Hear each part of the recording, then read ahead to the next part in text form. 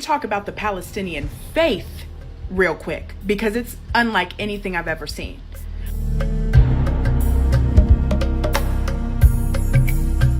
I have quite literally seen videos of people who have lost everything, even their children, and they are holding their dead children in their arms and still thanking God.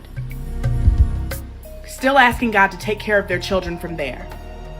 Meanwhile, the people who claim to be of faith and are still backing this genocide could never.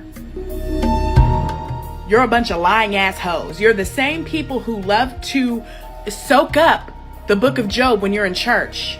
You love hearing that story. You feel so inspired by Job losing everything and still thanking God. Meanwhile, the Palestinians are literally a population of Jobs right now.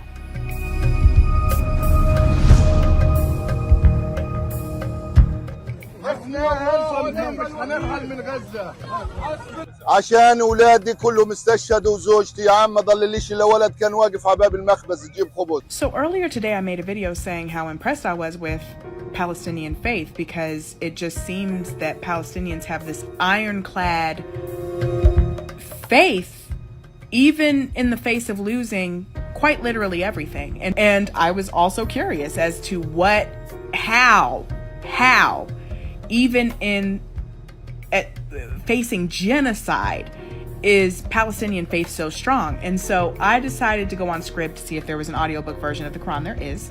And so I started listening.